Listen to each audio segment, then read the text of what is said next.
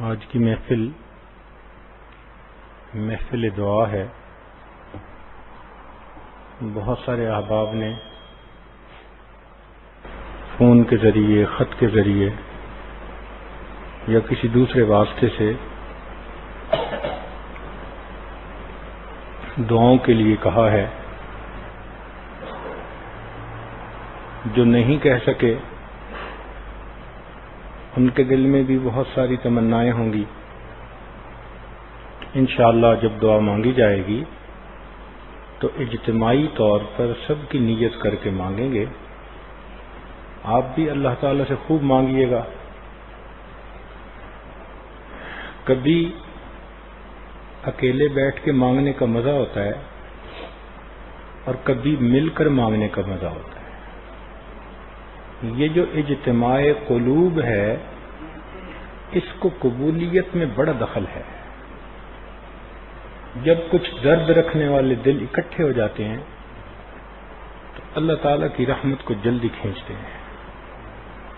آپ دیکھیں ساری دنیا کے اندر اربوں مسلمان روزانہ دعا کرتے ہیں، مگر ان دعاؤں کی وہ برکت نہیں جو میدان عرفات میں چند لاکھ لوگ مل کر دعا کر لیتے ہیں۔ تو معلوم ہوا کہ مل کر دعا کرنے کی کوئی اپنی شان ہے۔ تو آج اللہ تعالیٰ نے ہمیں زندگی میں ایک موقع اور دے دیا۔ اس کو اپنی زندگی کا سنہری موقع سمجھے اور اپنے رب سے دل کھول کے مانگے۔ کیا ضرورت ہے لوگوں کے سامنے اپنے حالات کھولنے کی، بتانے کی، شکوے شکایتیں کرنے کی، جو خود محتاج ہوتے ہیں؟ کیوں نہ آج اس پروردگار سے مانگیں جس کی ایک نگاہ اگر رحمت کی پڑ گئی تو سب مسئلے حل ہو جائیں گے۔ تو اس لیے اس وقت کو کیش کروانے کی کوشش کیجیے۔ کچھ اوقات بڑے اہم ہوتے ہیں، کچھ مقامات بڑے اہم ہوتے ہیں اور کچھ اشخاص بڑے اہم ہوتے ہیں۔ رمضان مبارک کے اوقات اور پھر 27 کی رات تو قبولیت کی گھڑیاں، پھر جگہ بھی اللہ کا گھر، مسجد، قبولیت کی جگہ، پھر اعتکاف والے لوگ جو ویسے ہی اللہ کے در کی چوکھٹ پکڑ کر بیٹھے ہیں۔ تو اس لیے اللہ تعالی نے کئی چیزوں کو اکٹھا کر دیا، کڑیاں جوڑ دی ہیں۔ اب بس اللہ تعالی سے مانگنے کی ضرورت ہے۔ تو دعا میں ہم آج خوب مانگیں۔ مستقل بیان کرنا مقصد نہیں، آج کی رات ہی کے بارے میں کچھ باتیں کہنی ہیں تاکہ بھولا سبق یاد آ جائے اور وقت کی اہمیت کا پتہ چل جائے کہ آج کون سی رات ہے جس میں ہم یہاں اللہ رب العزت کے در پہ حاضر ہیں۔ تو اس لیے تمام احباب ہمتاً متوجہ ہو کر بیٹھیں۔ الحمدللہ وکفا وسلام علی عبادہ الذین اصطفی، اما بعد، اعوذ باللہ من الشیطان الرجیم، بسم اللہ الرحمن الرحیم، انا انزلناہ فی لیلۃ القدر وما ادراک ما لیلۃ القدر، لیلۃ القدر خیر من الف شہر، تنزل الملائکۃ والروح فیہا بإذن ربہم من کل امر سلام، ہی حتی مطلع الفجر۔ قال رسول اللہ صلی اللہ علیہ وسلم، من قام لیلۃ القدر ایمانا واحتسابا غفر له ما تقدم من ذنبه۔ وفی روایت اخرى، من حرمها فقد حرم الخیر کلہ۔ ولا يحرم خيرها الا محروم او كما قال عليه الصلاة والسلام سبحان ربك رب العزة عما يصفون وسلام على المرسلين والحمد لله رب العالمين اللهم صل على سيدنا محمد وعلى آل سيدنا محمد وبارك وسلم اللهم صل على سيدنا محمد وعلى آل سيدنا محمد وبارك وسلم اللهم صل على سيدنا محمد وعلى آل سيدنا محمد وبارك وسلم. ایک متفقہ اصول ہے کہ نسبت سے عزت ملتی ہے، نسبت سے عزت ملتی ہے. مثال کے طور پر دو اینٹیں ہیں، ایک ہی بھٹے سے بنی، ایک ہی کوالٹی کی ہیں، ایک ہی قیمت ہے دونوں کی. ایک اینٹ کو مسجد میں لگا دیا گیا بیت اللہ میں، اور دوسری اینٹ کو بیت الخلاء میں لگا دیا گیا. دونوں کی ایک قیمت تھی، دونوں کی کوالٹی ایک تھی، مگر ایک کو بیت اللہ سے نسبت میں ہو گئی، دوسری کو بیت الخلاء سے نسبت ہو گئی. جو بیت الخلاء میں لگی وہاں ننگا پاؤں رکھنا پسند نہیں کرتے، جو بیت اللہ میں لگی اس پر اپنی پیشانیاں ٹیکتے پھرتے ہیں. تو دیکھیں نسبت نے ان کی عزت میں فرق ڈال دیا. جب بھی کسی چیز کو اللہ رب العزت سے نسبت ہو جاتی ہے نا، اس کو عزت مل جاتی ہے. ذرا غور کیجئے، ایک کپڑا تھا بہت کم قیمت، آپ نے اس کو اٹھا کے قرآن مجید کا غلاف بنا دیا. اب اس کم قیمت کپڑے کی شان اتنی بڑھی کہ آپ اس کو بے وضو ہاتھ نہیں لگاتے. گتا پڑا تھا، کوئی اٹھا کے ادھر رکھ دیتا تھا، کوئی اٹھا کے ادھر رکھ دیتا تھا. آپ نے اس گتے کی جلد بنا دی قرآن مجید کی، اس گتے کی بھی شان بڑھ گئی. علماء نے لکھا ہے کہ جس طرح لکھے ہوئے قرآن مجید کے کاغذ کو بے وضو ہاتھ نہیں لگانا چاہیے، اسی طرح وہ گتا جو جلد بنا دیا گیا یکجان بن گیا، اب اس یکجان بننے سے اس کی عزت بڑھ گئی، اس کو بھی بے وضو ہاتھ نہیں لگانا چاہیے.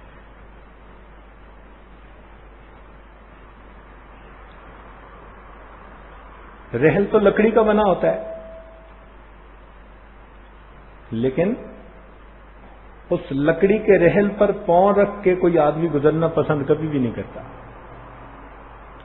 ہے تو وہ لکڑی، مگر نسبت مل گئی. یہ نسبت وہ نعمت ہے کہ کتے کو اصحاب کہف کے ساتھ نسبت ملی تھی، اس کے ساتھ بھی اللہ نے جنت کا وعدہ فرما دیا تھا. تو یہ بات تو بہت لمبی ہے،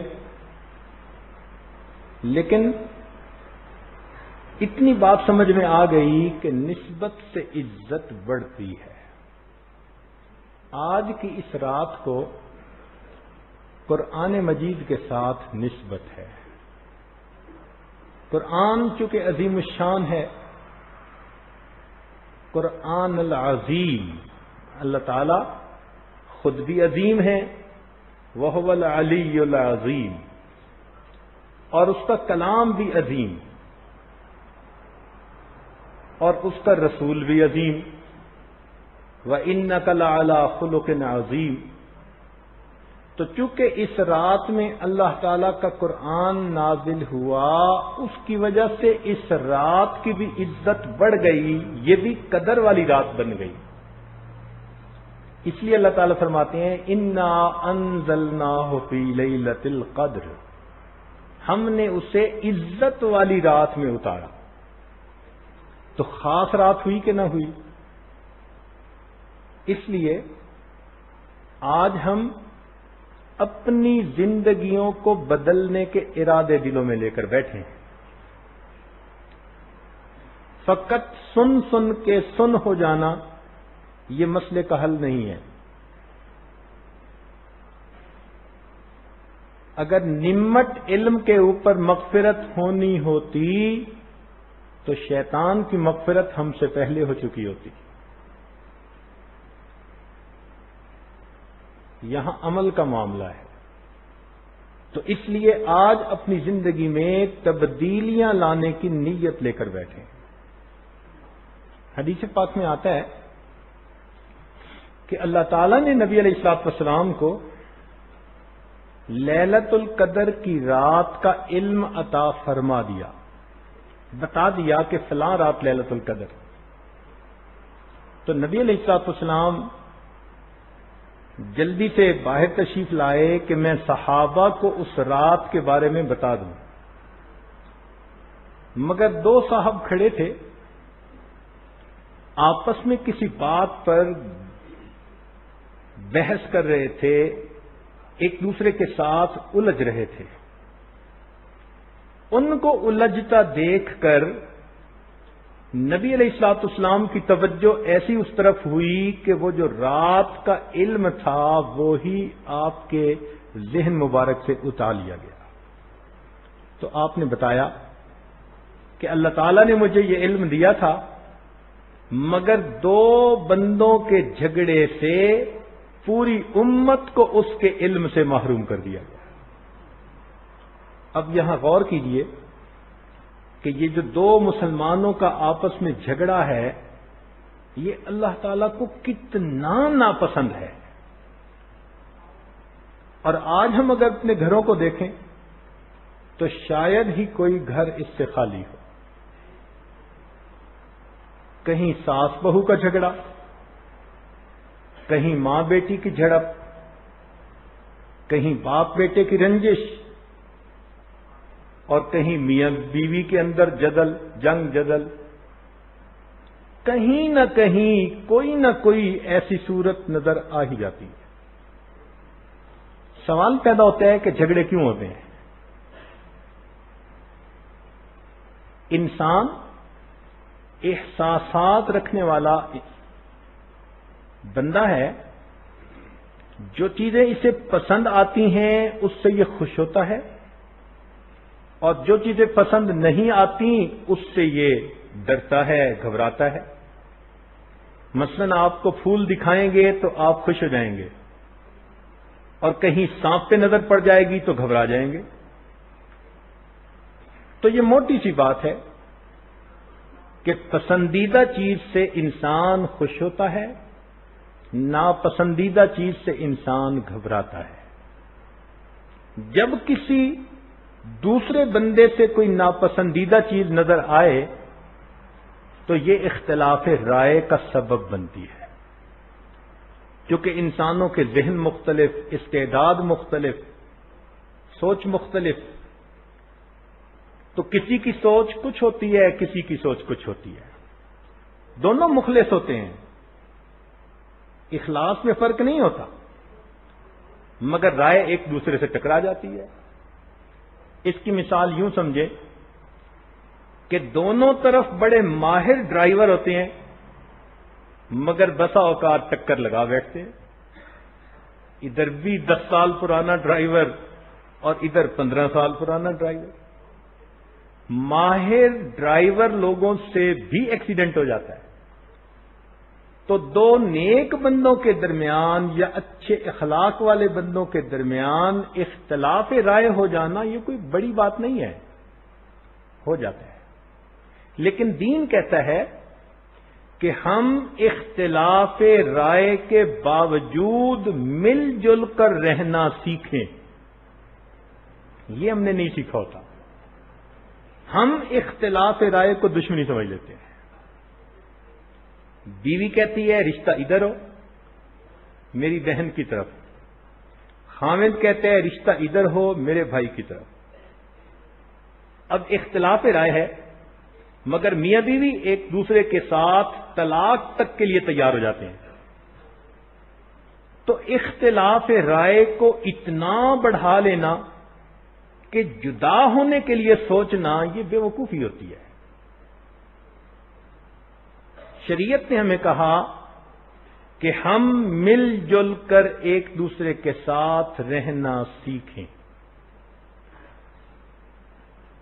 وہی ساتھ جو بچی کو پسند کر کے لے آتی ہے، چند دن وہ بچی گھر میں گزارتی ہے، اسی کے ساتھ الجھ پڑتی ہے. قصور دونوں طرف سے ہوتا ہے. اگر ساس اس کو بیٹی کی طرح ڈیل کرے تو پھر کوئی مسئلہ نہیں، اور بہو اس کو ماں کی طرح ڈیل کرے تو پھر بھی کوئی مسئلہ نہیں. بہو کا یہ حال کہ ماں تھپڑ بھی لگائے گی تو چپ کر کے برداشت کر جائے گی، اور ساس اچھی بات سمجھا بھی دے گی تو برا منا جائے گی. اور ساس کا یہ حال کہ جن باتوں پہ بہو پہ تنقید کرتی ہے، روٹتی ہے، برا جانتی ہے، اس سے کئی گنا زیادہ اپنی بیٹی کی خامیاں ہوتی ہیں، ان پہ پردے ڈالتی پھر رہی ہوتی ہے. اس اونچ نیچ کی وجہ سے گھروں میں جھگڑے ہو جاتے ہیں.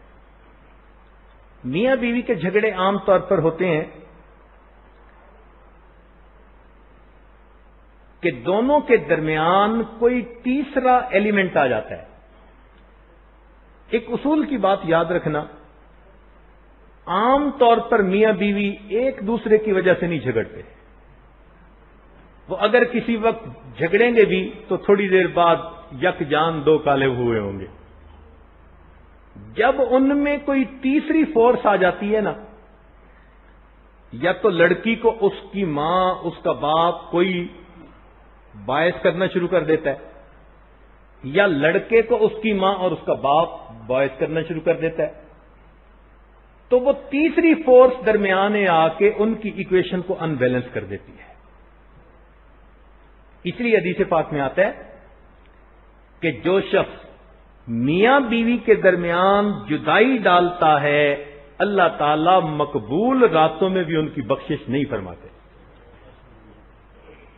اور بڑے بڑے نیک لوگ جدائیاں ڈال رہے ہوتے ہیں، وہ محسوس نہیں کر رہے ہوتے. خاوند منانا چاہتا ہے، بیوی جانا چاہتی ہے، نیک باپ بیوی کو گھر بٹھا دیتا ہے، بیٹی کو کہتا ہے جانا نہیں، ضد بازی، اور یہ نہیں سمجھتا کہ میں دو دلوں میں جدائیاں ڈال رہا ہوں. کئی مرتبہ میاں بیوی میں ایک دوسرے پر بدگمانی شروع ہو جاتی ہے، یا ایک دوسرے کی طرف بے توجہی شروع ہو جاتی ہے. خاوند گھر توجہ ہی نہیں دیتا، بیوی سارا دن انتظار میں رہتی ہے، اس کی دھوبن بھی ہے، اس کی بھنگن بھی ہے، اس کی بورچن بھی ہے، اس کے بچوں کی آیا بھی ہے، سارے کام سیٹ کرتی ہے، اور محبت کی ایک نظر خاوند سے چاہتی ہے، اور خاوند وہ بھی نہیں دے پاتا.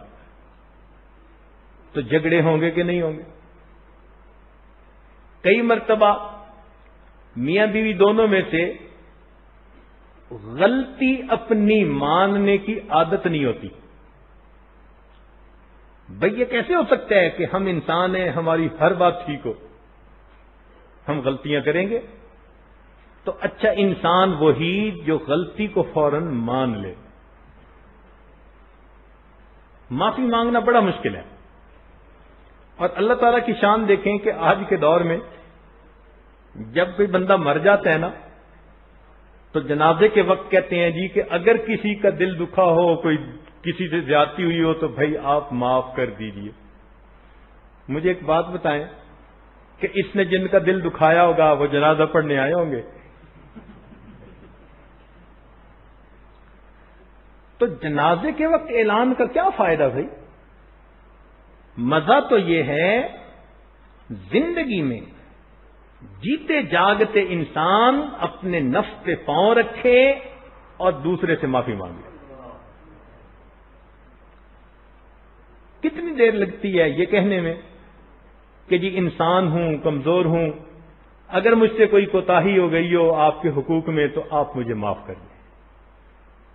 تفصیل بتانے کی کوئی ضرورت نہیں، یہ موٹے موٹے چند الفاظ یاد رکھ لیں کہ جی میں انسان ہوں، میں کمزور ہوں، اگر آپ کے حقوق کی ادائیگی میں کوئی مجھ سے کوتاہی ہوئی ہو تو معاف کر دیں۔ یہ اتنے خوبصورت الفاظ ہیں کہ جس نے معاف نہ بھی کرنا ہو اس کا بھی دل کہتا ہے معاف کر دے۔ تو ان الفاظ سے خامد بیوی سے معافی مانگ لے، بیوی خامد سے معافی مانگ لے، کیا فرق پڑتا ہے؟ آپ ذرا غور کیجئے، وہ قیامت کا دن جب اللہ تعالی سچوں سے ان کی سچائی کے بارے میں پوچھیں گے، یسأل الصادقین عن صدقہم، اللہ اکبر۔ نقطے کی بات یہ ہے کہ جن کو اللہ تعالیٰ خود سچا فرما رہے ہیں، جب ان سچوں سے ان کی سچائی کے بارے میں پوچھیں گے پھر ہم جیسے جھوٹوں کا کیا حال ہوگا۔ آج کسی کو کمینہ کہہ دینا، بے ایمان کہہ دینا بہت آسان ہے۔ کل جب اللہ تعالیٰ نے قیامت کے دن پوچھا کہ بتا تو نے کمینہ کیوں کہا تھا، پھر جواب دینا مشکل ہوگا۔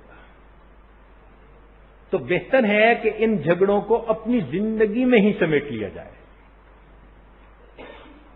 اور ارد گرد والوں کی بھی ذمہ داری ہوتی ہے کہ اگر کہیں دو بندوں میں کوئی رنجش محسوس ہوتی ہے تو وہ ان میں صلح کروانے کی کوشش کریں۔ والصلح خیر، اللہ تعالیٰ نے قرآن مجید میں فرمایا کہ صلح میں خیر ہوتی ہے۔ ایک مثال سنیں، آپ ایک گاڑی میں بیٹھے ہوئے تھے اور گاڑی چلتی چلتی ایک جگہ کھڈا آیا اور وہاں پر آ کر رک گئی، تو اب آپ کیا کرتے ہیں؟ کھڑے ہو جاتے ہیں؟ نہیں۔ اگر گاڑی نہیں نہ نکل پا رہی تو آپ سواریاں دو تین نکل کے اس کو کہتی ہیں ڈرائیور کو آپ آن کریں، انجن چلائیں، ہم دھکا لگاتے ہیں۔ ایک آدمی انجن سٹارٹ کرتا ہے، مالک بھی تو اس کا بیٹا بھی تو سارے پیچھے جو شہزادے بیٹھے ہوتے ہیں وہ سب گاڑی کو دھکا لگاتے ہیں، اور جیسے ہی کھڈے سے وہ آگے نکلتی ہے پھر سب گاڑی پہ بیٹھ کے مزے سے جا رہے ہوتے ہیں۔ بالکل اسی طرح جب ہماری زندگی کی گاڑی چل رہی ہو اور کسی جگہ جھگڑے کے کھڈے میں پڑ جائے تو پھر باہر والے قریب والے سب کی ذمہ داری ہوتی ہے کہ مل کے زور لگائیں اور کھڈے سے اس کو نکالیں۔ یہ نہیں ہے کہ میاں بیوی کا جھگڑا ہے تو ساس اور سسر خاموش بیٹھے رہیں، ان کی ذمہ داری ہوتی ہے۔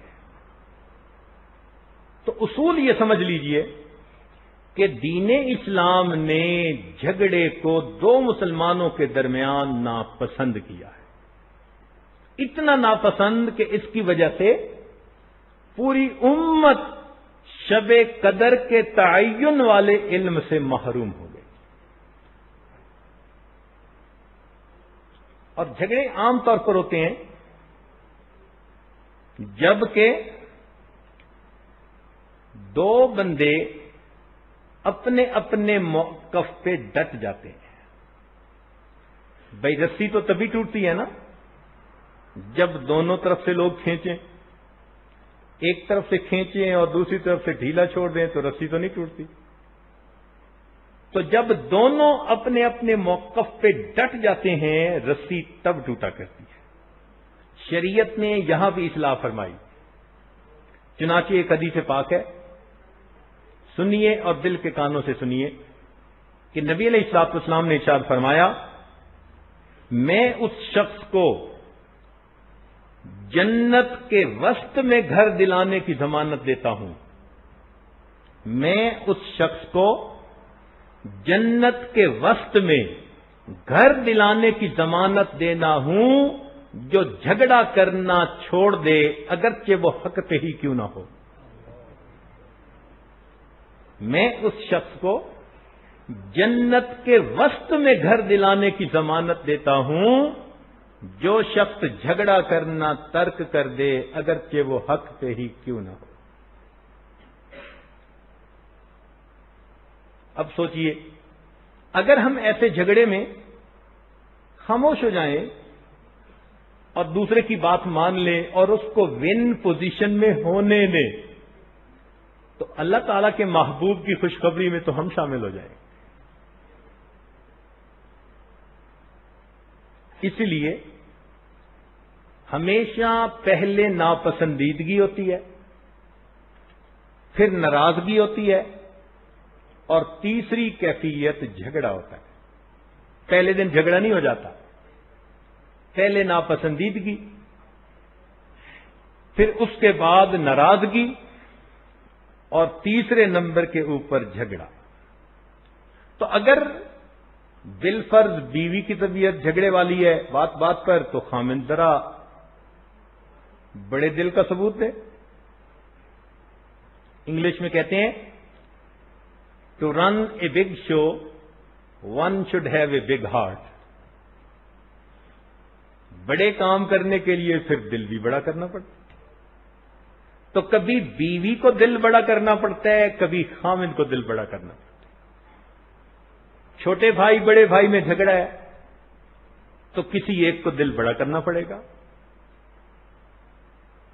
تو اگر ہم یہ بات خود بھی سمجھیں، گھر کی عورتوں کو بھی سمجھائیں، تو ہمارے گھروں میں جھگڑے کی معصیت مصیبت ختم ہو جائے گی.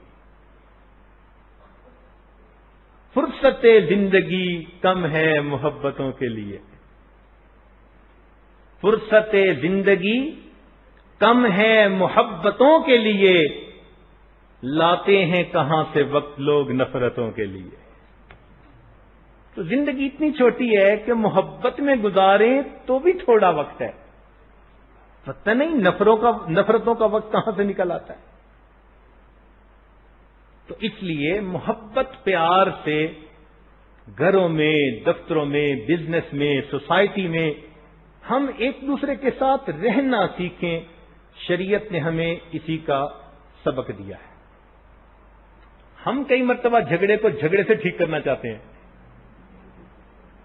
دیکھیں، ناپاک چیز پاک پانی سے پاک ہوتی ہے یا ناپاک پانی سے پاک ہوتی ہے؟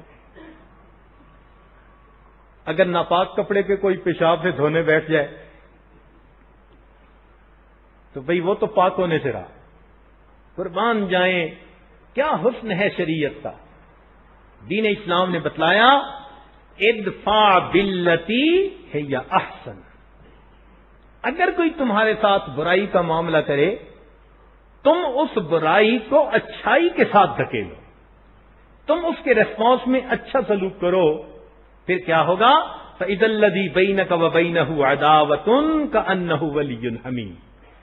وہ بندہ جو تمہارا دشمن بن رہا تھا وہ تمہارا جگری دوست بن جائے.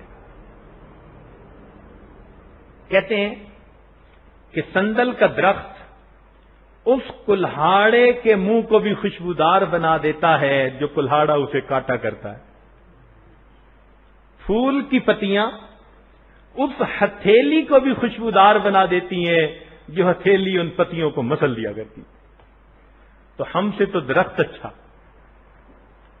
کہ وہ بھی برائی کے بدلے میں بھلائی کا معاملہ کرتا ہے. جھگڑے بڑوں میں بھی ہوتے ہیں، بچوں میں بھی ہوتے ہیں. بچوں میں زیادہ ہوتے ہیں، بڑوں میں کم ہوتے ہیں. مگر بچوں کے جھگڑے بڑوں کے جھگڑوں میں دو بڑے فرق ہیں. ایک فرق تو یہ کہ بچے اپنے جذبات کو چھپا نہیں سکتے، وہ صاف بات کر دیتے ہیں، جو اندر ہوتا ہے بول دیتے ہیں. اور بڑے لوگ ماشاءاللہ بڑے گہرے ہوتے ہیں،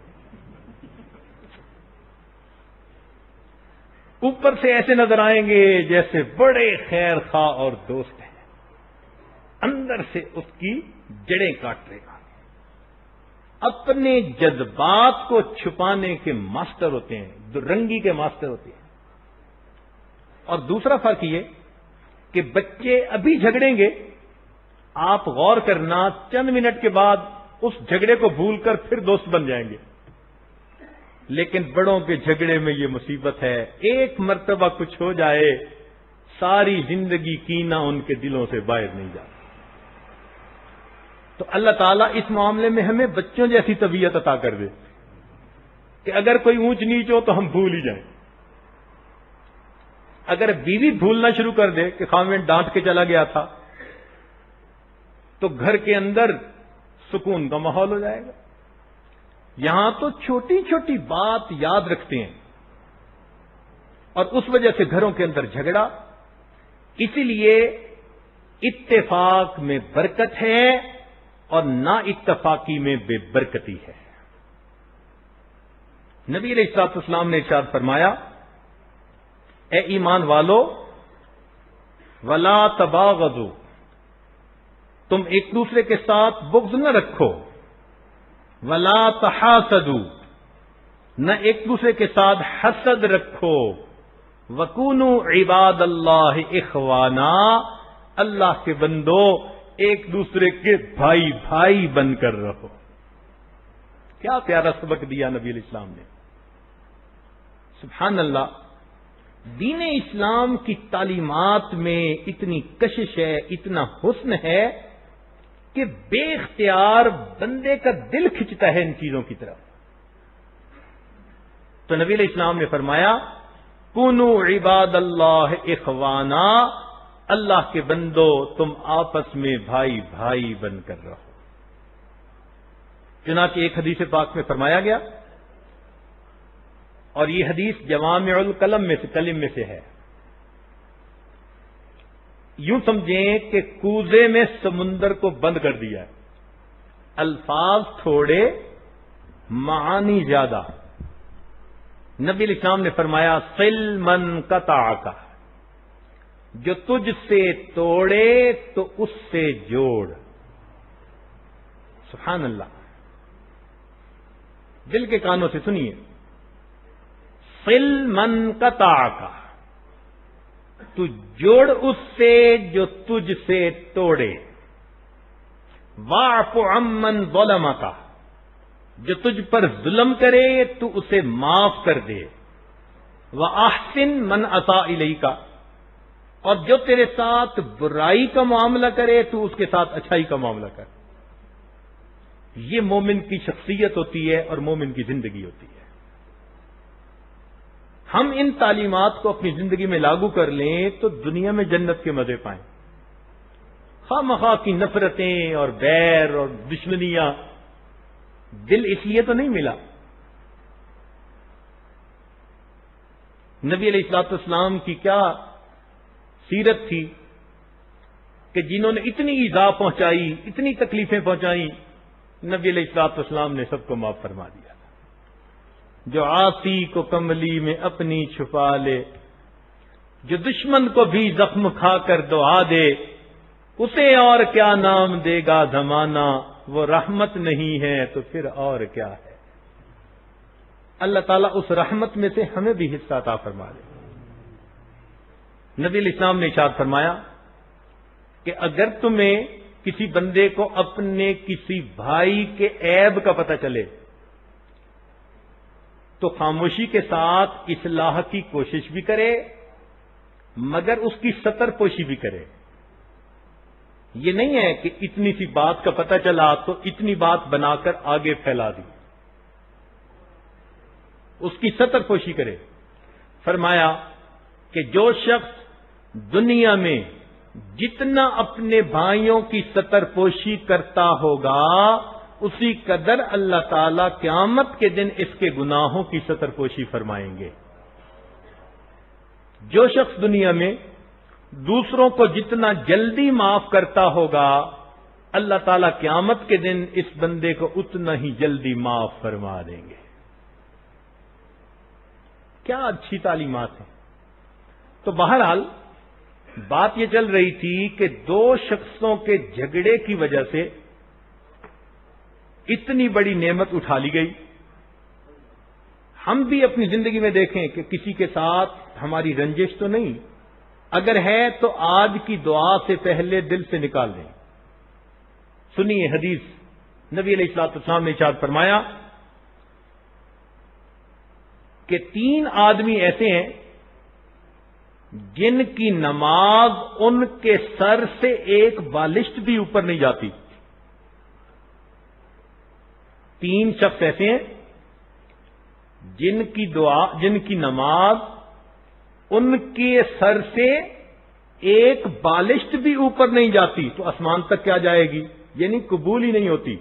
ان میں سے 2 بندے جو آپس میں جھگڑ رہے ہوتے ہیں، ان دونوں بندوں کی نماز اللہ کے ہاں قبول ہی نہیں ہوتی.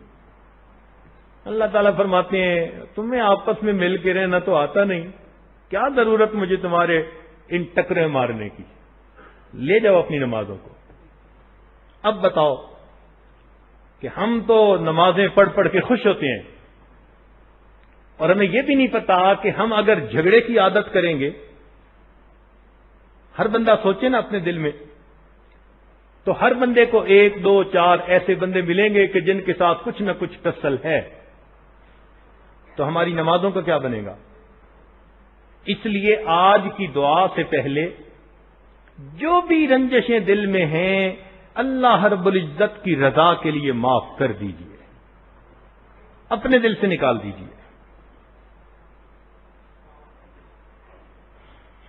اب یہاں ایک نقطہ کہ اللہ رب العزت نے لیلۃ القدر کا جو علم اٹھا لیا تو یقیناً اس میں بھی کوئی حکمت ہوگی.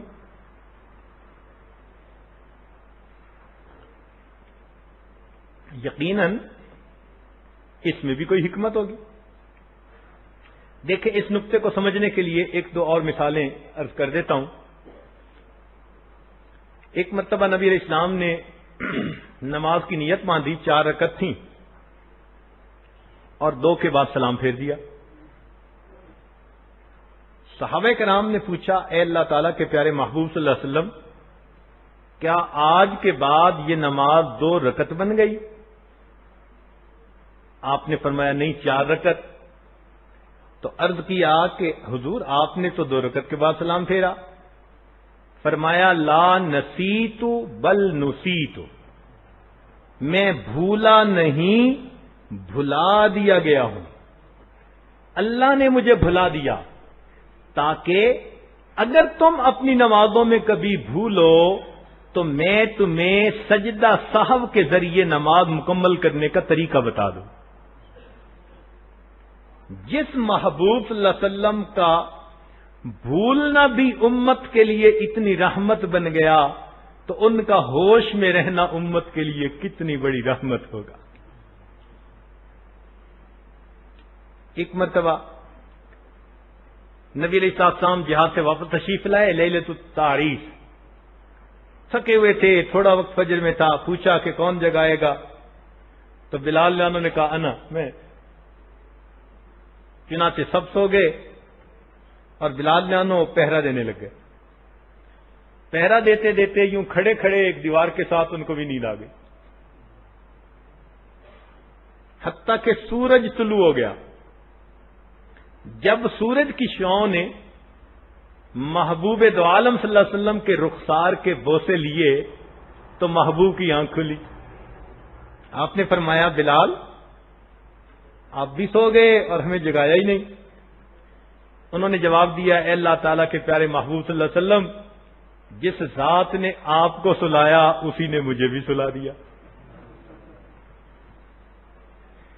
تو نبی علیہ السلام نے فرمایا کہ اللہ تعالیٰ نے سب کو اس لیے سلا دیا کہ اگر کسی بنا پر نماز قضا ہو جائے تو نماز قضا ادا کرنے کا طریقہ میں آپ لوگوں کو سمجھاؤں. تو دیکھو محبوب کا سونا اگر امت کے لیے اتنی بڑی رحمت بن گیا تو محبوب کا جاگنا امت کے لیے کتنی بڑی رحمت ہوگا. تو حکمت تھی نا ہر بات میں.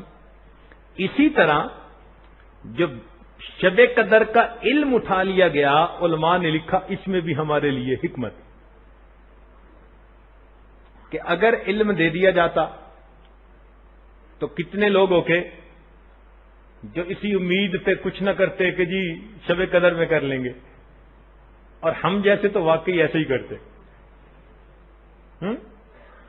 کتنی عورتیں ایسی ہوتی کہ جنہوں نے سب کچھ اس لیے چھوڑا ہوتا کہ میں پڑھ لوں گی سب کچھ شب قدر کی رات، اور اللہ کی شان کہ جب شب قدر کی رات ہوتی تو ان کی نماز نہ پڑھنے کا وقت ہوتا تو پھر کیا ہوتا؟ تو مصیبت میں پڑ جاتی نا۔ آدمی سوچتا میں شب قدر کی رات یہ کر لوں گا، بیمار ہو جاتا، پھر کیا ہوتا؟ تو تعین کرنے میں امت کے لیے مشکل زیادہ تھی، اور پھر جو محروم ہو جاتا اس کو حسرت بھی بہت زیادہ ہوتی، ممکن ہے نا امیدی ہو جاتا کہ جی میں تو بدبخت ہوں، بدقسمت ہوں، میں تو شب قدر سے ہی محروم ہو گیا۔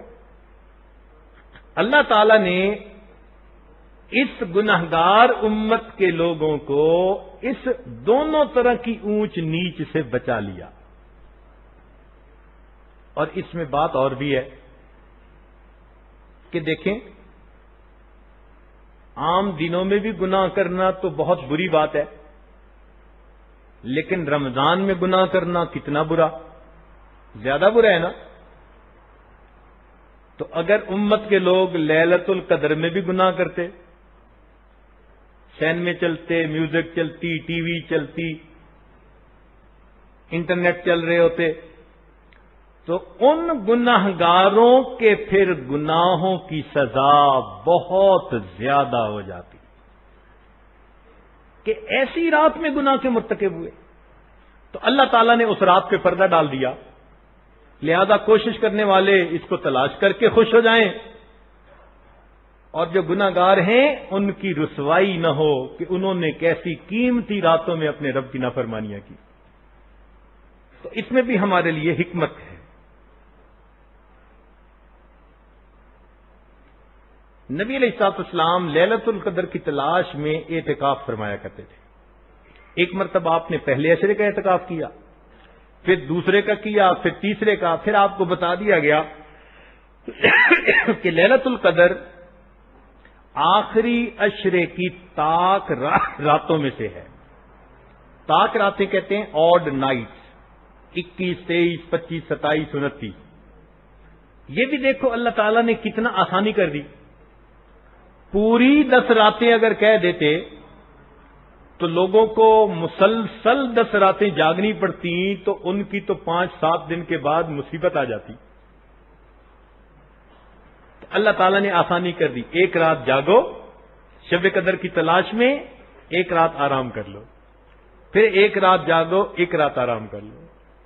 ہمارے پروردگار کو پتا ہے کہ مشین کا ڈیزائن ذرا کمزور ہے، خلق الانسان ضعیفا، اس لیے ہماری راحت کا وہ بڑا خیال رکھتے ہیں۔ تو آخری عشرے میں بھی چند راتیں، اب چند راتیں تو ہمت کر کے ہر بندہ جاگ سکتا ہے، اور یہ ضروری نہیں کہ ساری رات جاگیں، ہاں اس کا کچھ حصہ تو ایسا ہونا چاہیے کہ جس میں انسان نوافل پڑھے، تلاوت کرے، استغفار، درود شریف، اللہ توبہ، کچھ نہ کچھ کرے تاکہ اللہ کے ہاں اس کی عبادت لکھی جائے۔ تو معتکف جو ہوتے ہیں نا، اعتکاف والے، وہ بنیادی طور پر شب قدر کے متلاشی ہوا کرتے ہیں۔ گھر سے فارغ ہو کے، ضروریات زندگی کو ایک طرف کر کے، وہ اللہ تعالیٰ کے گھر میں آ کے ڈیرے ڈال کے بیٹھ جاتے ہیں، شب قدر کی تلاش میں ہوتے ہیں۔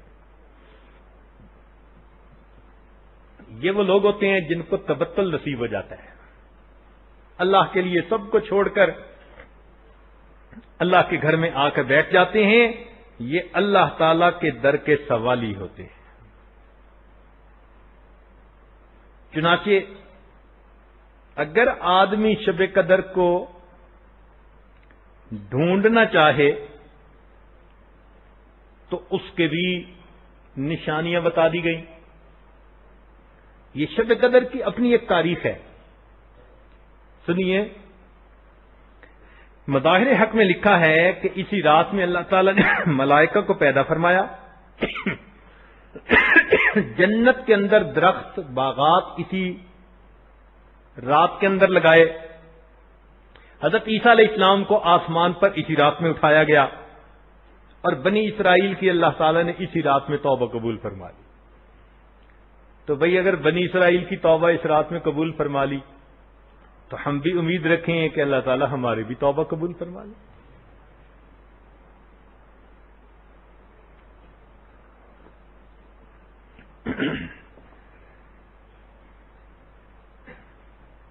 شب قدر کے بارے میں امام ربانی مجدد ثانی رحمۃ اللہ نے ایک عجیب بات لکھی ہے. وہ فرماتے ہیں کہ 15 شعبان کی رات کو ہر آدمی کا آئندہ سال کا بجٹ پریپیئر ہونا شروع ہو جاتا ہے. 15 شعبان. اور اس میں اس بندے کی عبادت، اللہ کے سامنے فریاد، اس کے ساتھ اللہ تعالیٰ پھر تبدیلی فرماتے رہتے ہیں. حتیٰ کہ جب لیلۃ القدر آتی ہے تو اس رات میں اس بجٹ کو فائنل کر کے امپلیمنٹیشن کے لیے فرشتوں کے حوالے کر دیا جاتا ہے. تو آج کی رات ہمارے آنے والے سال کے بجٹ کے فائنل ہونے کی رات ہے.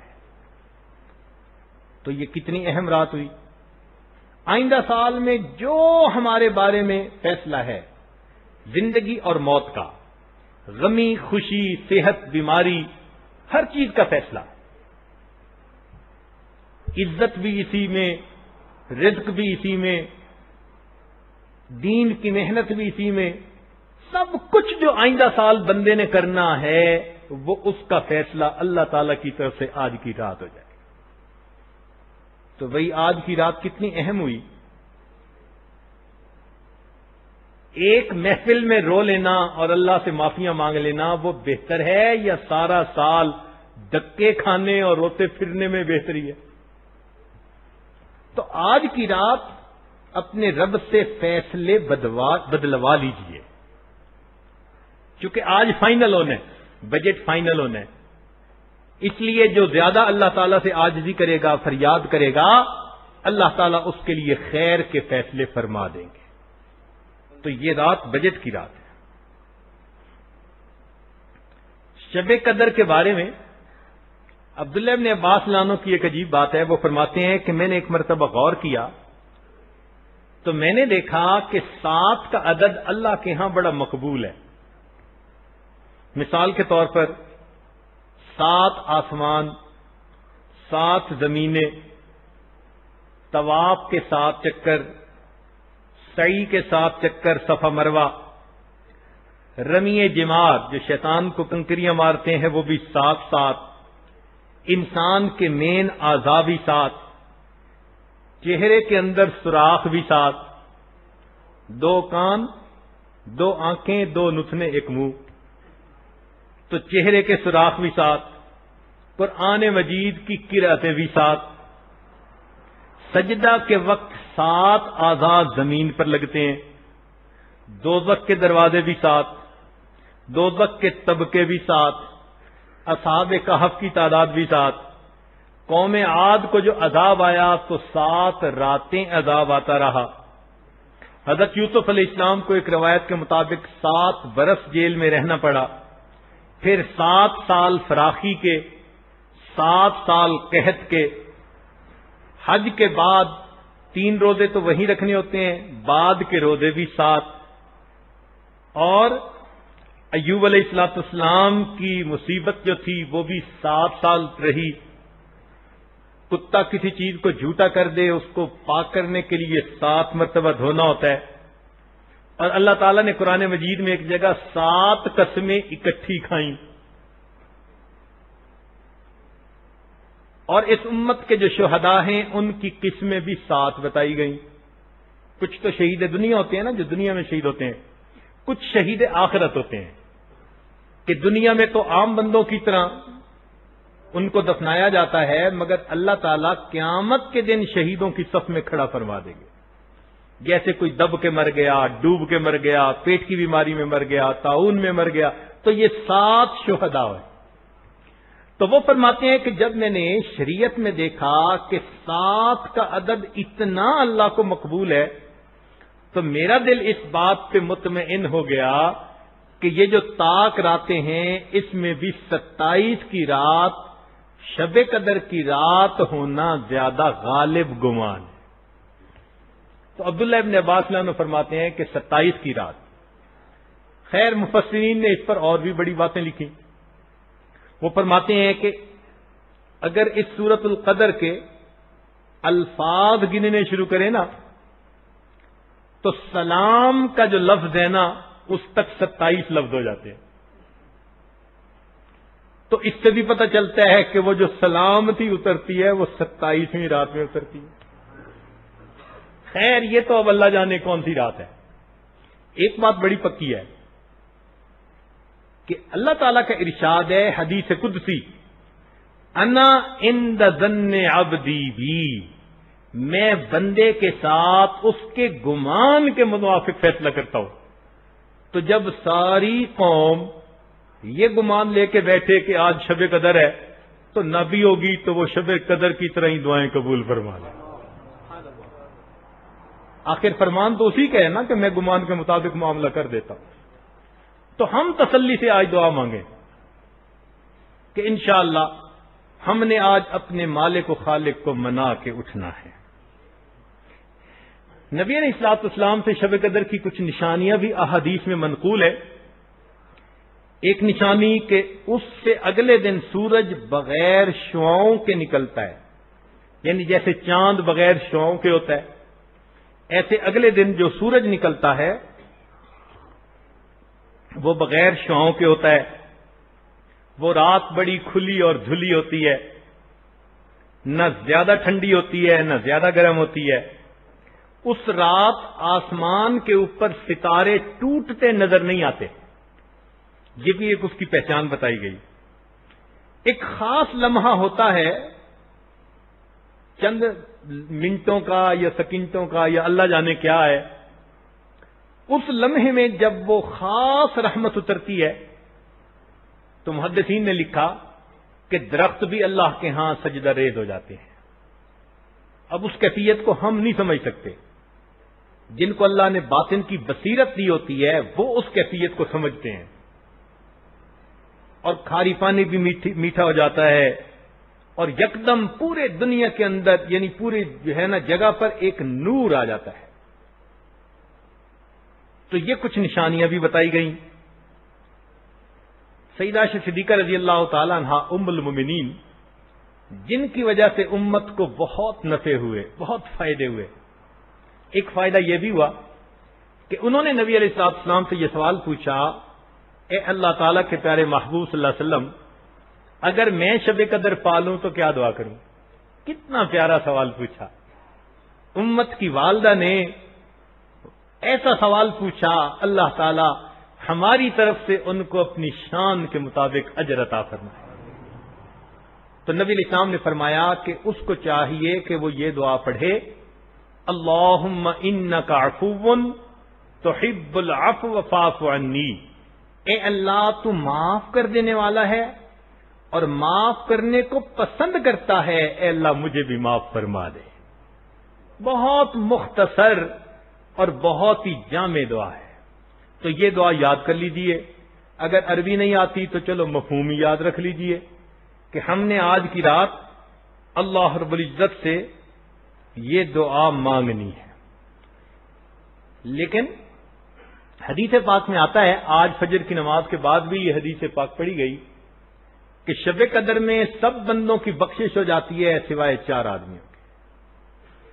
4 آدمیوں کی شب قدر میں بھی بخشش نہیں ہوتی۔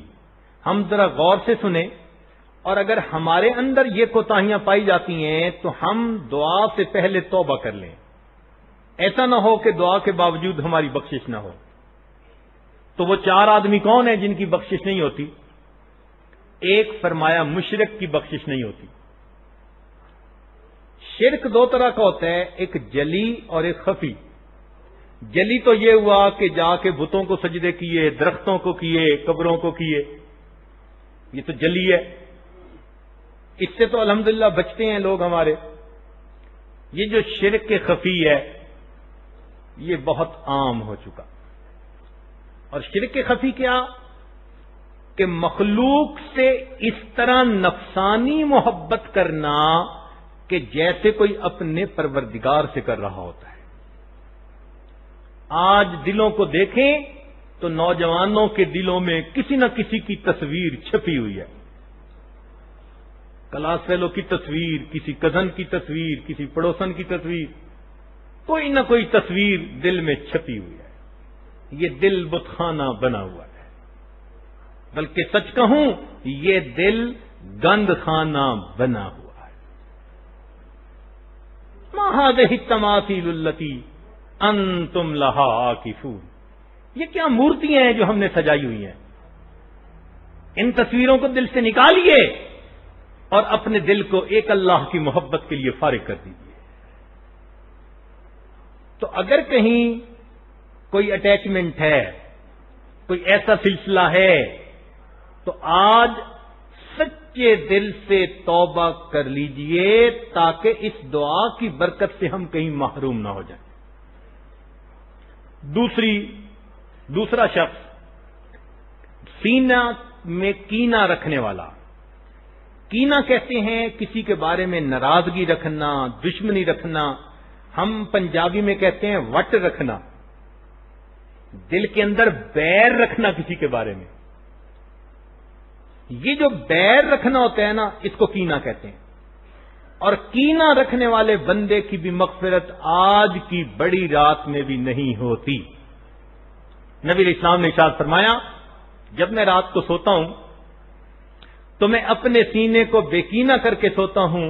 یہ میری سنت ہے، اور جو میری سنت پر عمل کرے گا وہ شخص جنت میں میرے ساتھ ہوگا. تو آج کی رات اپنے دل سے مسلمانوں کی جتنی بھی رنجشیں دل میں ہیں سب ختم کر دیجیے. اللہ کے لیے معاف کر دیجیے کہ اے اللہ میں دل سے نکال رہا ہوں، میرے مولا اس کے بدلے تو مجھے معاف فرما دے. تیسرا، شرابی یا ڈرگز استعمال کرنے والا بندہ، نشہ استعمال کرنے والا بندہ، اس کی بھی مغفرت شب قدر کی رات میں نہیں ہوتی. اور چوتھا فرمایا، ماں باپ کا نافرمان. جو شخص اپنے ماں باپ کا دل دکھائے، ان کو ستائے، ان کی نافرمانی کرے، شب قدر میں اس کی بھی بخشش نہیں ہوتی. لہذا ہمیں چاہیے کہ اگر یہ 4 گناہ ہمارے اندر ہیں تو ہم ان سے اللہ کے حضور سچے دل سے معافی مانگ لیں تاکہ اللہ تعالی ہمیں آج کی رات اپنی رحمت سے محروم نہ فرمائے.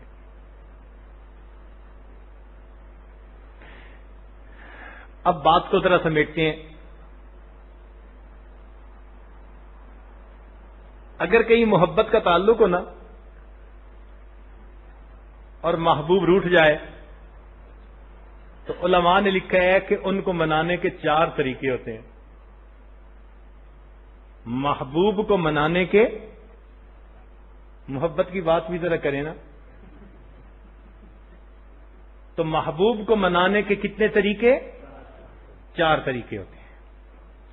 ایک طریقہ تو یہ کہ بھائی بندہ سمجھتا ہے کہ اس کے دل میں رنجش ہے، تو ذرا سا کوئی کام پڑتا ہے، اس کی طرف سے بلاوا آتا ہے تو بھاگ بھاگ کے جاتا ہے، دوڑ دوڑ کے جاتا ہے، بھاگ بھاگ کے جاتا ہے تاکہ اگر کوئی رنجش ہے تو وہ ختم ہو جائے. یہ پہلا طریقہ ہے محبوب کو منانے کا کہ ذرا سا اس کی طرف سے اشارہ ہو کسی کام کا یا بلاوے کا تو بھاگ بھاگ کے جانا.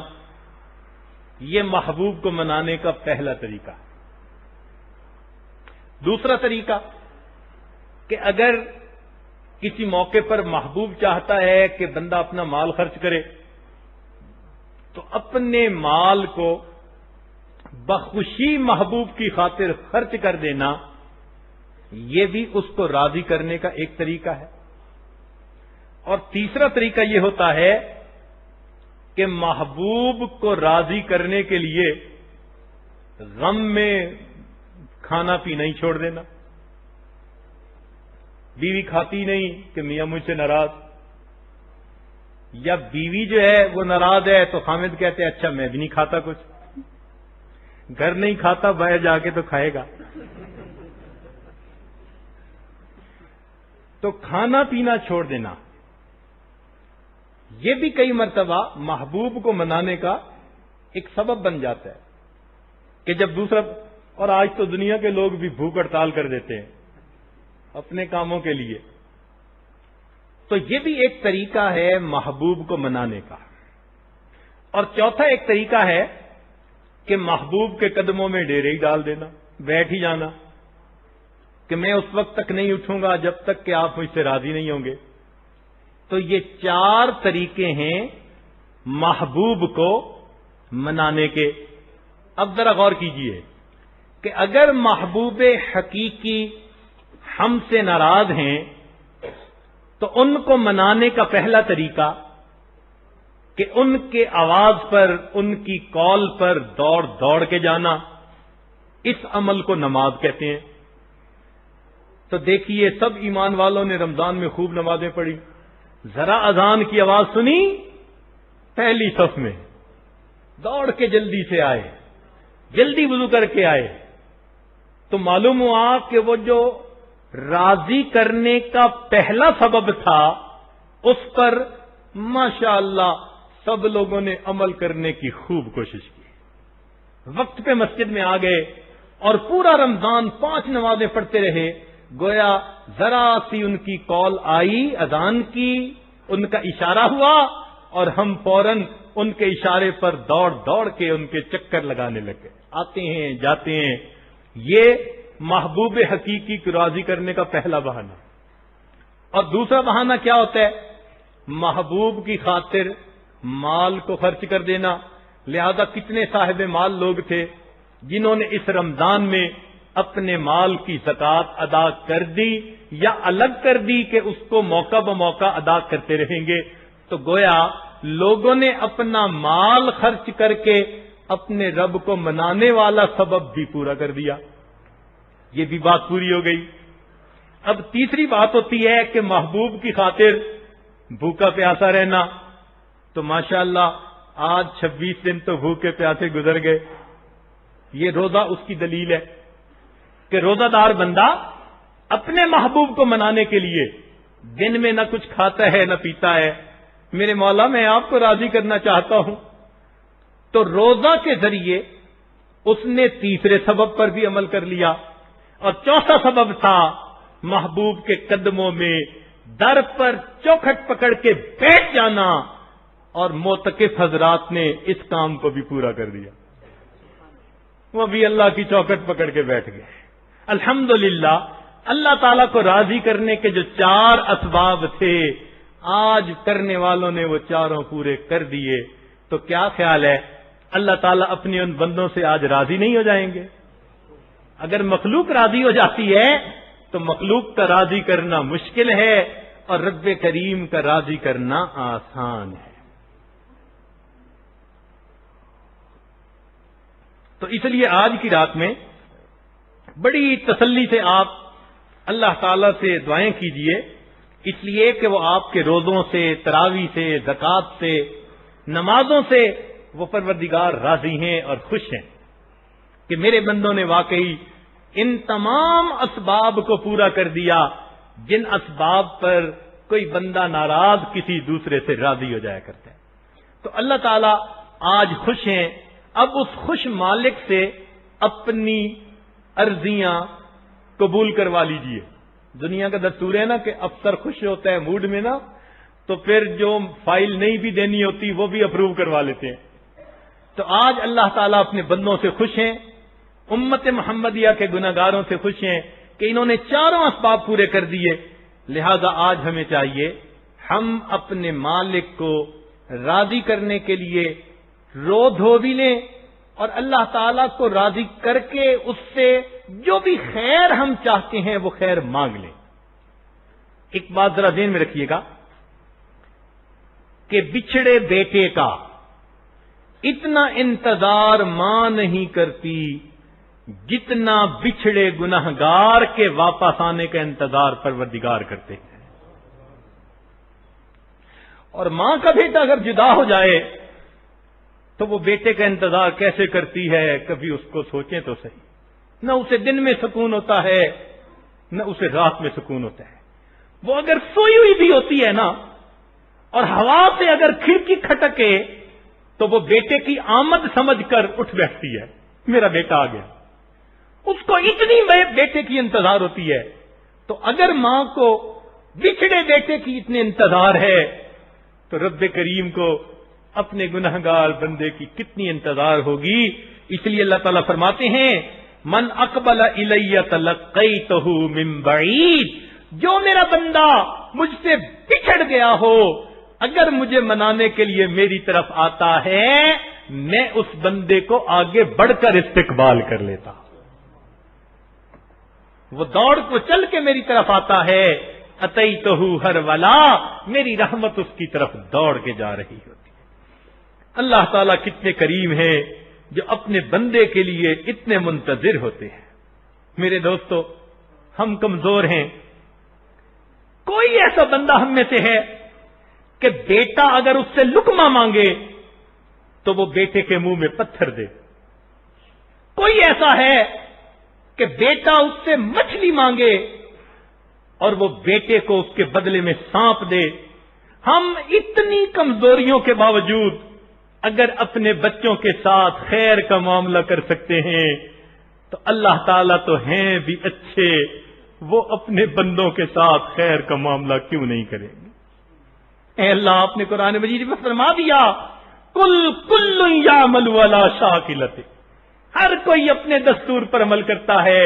اللہ ہم برے تھے، برائیاں کر بیٹھے، مگر آپ تو اچھے ہیں، آپ اچھائی کا معاملہ کر دیجئے، خیر کا معاملہ کر دیجئے، آج ہمیں معاف کر دیجئے، دھو دیجئے ہمارے گناہوں کو.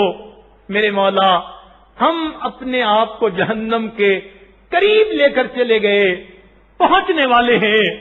اللہ ہمیں جہنم کی آگ سے بچا لیجئے اور ہمیں اپنے مقبول بندوں میں شامل فرما دیجئے. وہ رب کریم کتنے مہربان ہیں کہ جن کے نبی علیہ السلام نے دعائیں کی امت کے لیے تو یقیناً وہ ان کی دعاؤں کی لاج رکھیں گے اور آج ہماری بھی ان دعاؤں کو قبول فرمائیں گے. اللہ تعالی ہماری اس توبہ کو قبول فرمائے اور اس مجلس میں اللہ تعالی ہم عاجز مسکینوں کے تمام گناہوں کو معاف فرما دے. آتی ہے صدا پہ ہم جو مانگنے والا ہو، ہاتھ اپنی عقیدت سے آگے میرے پھیلائے. جو رزق کا طالب ہو میں رزق اسے دوں گا، جو طالب جنت ہو جنت کی طلب لائے. جس جس کو گناہوں سے بخشش کی تمنا ہو وہ اپنے گناہوں کی کثرت سے نہ گھبرائے. وہ مائل توبہ ہو میں مائل بخشش ہوں، میں رحم سے بخشوں گا، وہ شرم سے پچھتائے. یہ سن کے ہوئے جاری آنکھوں سے میرے آنسو، قسمت ہے محبت میں رونا جسے آ جائے. آقائے گدا پرور سائل ہوں تیرے در پر، میں اور تو کیا مانگوں تو ہی مجھے مل جائے. آقائے گدا پرور سائل ہوں تیرے در پر، آقائے گدا پرور سائل ہوں تیرے در پر، میں اور تو کیا مانگوں تو ہی مجھے مل جائے. اے اللہ، میں آج کی رات آپ سے سلو کرنا چاہتا ہوں. میرے مولا مہربانی فرما دیجئے اور ہمیں اپنے اس دربار سے کبھی بھی نہ دھتکاریے. مولا، آپ اتنے قریب ہیں کہ جن کفار نے کہا تھا ید اللہ مغلولہ، اللہ کے ہاتھ بند ہیں، ان کے بارے میں بھی آپ فرماتے ہیں افلا یتوبون الی اللہ ویستغفرون، ان کی بھی توبہ قبول کرنے کے لیے آپ تیار ہیں. اللہ، ہم تو آپ کے وہ بندے ہیں جو کہتے ہیں بل یداہ مبسوطتان، اللہ اپنے ان کھلے ہاتھوں کے ساتھ ہمارے آج دامن کو بھر دیجئے. اللہ اپنے بندوں پر مہربانی فرما دیجئے. کریم آقا، فرعون کی طرف آپ نے موسیٰ علیہ السلام کو بھیجا جو انا ربکم الاعلی کہتا تھا، تو آپ نے اپنے انبیاء کو نصیحت کی، فَقُولَا لَهُ قَوْلًا لَيِّنًا، فرعون کے ساتھ نرم گفتگو کرنا۔ میرے مولا، جب انا ربکم الاعلی والے کے ساتھ آپ نرمی کے سلوک کا ہدایت دیتے ہیں تو جو سبحان ربی الاعلی کہنے والے ہیں، اللہ ان کے ساتھ آپ کرم کا معاملہ کیسے نہیں فرمائیں گے؟ یقیناً آپ مہربانی فرمائیں گے۔ اللہ، یہ آپ کے وہی بندے ہیں سر سجدے میں ڈال کے کتنی مرتبہ سبحان ربی الاعلی کہتے ہیں۔ اللہ آپ کی اسموں کی جو ہے، آپ کے نام کی عظمت کو سامنے رکھ کر آپ کی عظمتوں کو بیان کرتے ہیں۔ میرے مولا، مہربانی فرما دیجئے، اپنے ان بندوں کے گناہوں کو معاف فرمائیے۔ اے رب کریم، پہلی امتوں نے آپ کو دوست بنایا، پہلی امتوں نے آپ کو دوست بنایا تو آپ نے ان کو کھانے کے لیے من و سلوہ عطا فرما دیا تھا، حالانکہ انہوں نے محبت کے دعوے کیے تھے، انہوں نے دوستی کے دعوے کیے۔ اے مولا، اگر پہلی امتوں نے آپ سے دوستی کے دعوے کیے اور آپ نے انہیں من و سلوہ کھلا دیا، یہ وہ امت ہے جس کے ساتھ محبت کا آپ نے دعویٰ فرمایا۔ ان جو ہے اللہ ولی الذین آمنوا، اللہ دوست ہے ایمان والوں کا۔ میرے مولا، کیا اپنے دوستوں کو رزق کی تلاش میں دھکے کھلائیں گے؟ کبھی اس کے پاس جائیں، کبھی اس کے پاس جائیں۔ مولا، اپنے خزانے سے عطا کر دے اور در در کے دھکے کھانے سے بچا لے۔ اللہ، ہم حرام سے بچنا چاہتے ہیں، ہمیں حلال طیب اور پاکیزہ رزق عطا فرما دیجئے۔ مولا، مہربانی فرمائیے اور ہمارے گناہوں کو آج معاف فرما دیجئے۔ رب کریم، نبی علیہ الصلوۃ والسلام نے جبریل علیہ السلام کی بد دعا پر آمین کہی تھی، برباد ہو جائے وہ شخص جس نے رمضان کا مہینہ پایا اور اس نے اپنی مغفرت نہ کروائی۔ اللہ، ہم نہیں جانتے ہماری مغفرت ہوئی یا نہیں، اگر نہیں ہوئی پھر ہماری بربادی میں کوئی شک نہیں۔ اللہ، بچا لیجئے، پہلے ہی گناہ اتنے زیادہ ہیں، اوپر سے آپ کے محبوب کی بد دعا کی مہر لگ گئی، پھر تو بدبختی میں کوئی شک نہیں رہے گا۔ اللہ، مہربانی فرما دینا، آج ہماری مغفرت فرما دیجئے اور ہم اپنے پیارے محبوب صلی اللہ علیہ وسلم کی اس بد دعا سے بچا لیجئے۔ اور میرے مولا، سب لوگ کہتے ہیں عید قریب ہے، مگر عید تو اسی کی ہوتی ہے جس کو محبوب کی دید ہوتی ہے۔ اللہ، آج ہمیں اپنی دید کرا دیجئے، اپنی دید روز محشر میں کروا دینا تاکہ ہماری بھی عید بن جائے، ہم بھی خوشیوں کے ساتھ اس مہینے کو منا لے۔ تو رب کریم، آج کی اس محفل میں ہمارے گناہوں کو معاف فرما کر اللہ بخشایا ہمیں اٹھا دیجئے۔ وآخر دعوانا ان الحمد للہ رب العالمین۔ تھوڑی دیر کے لیے سب حضرات مراقب ہو جائیے، اس کے بعد پھر دعا کی جائے گی۔ آنکھوں کو بند کر لیں، سر کو جھکا لیں۔ دنیا اور جو کچھ دنیا میں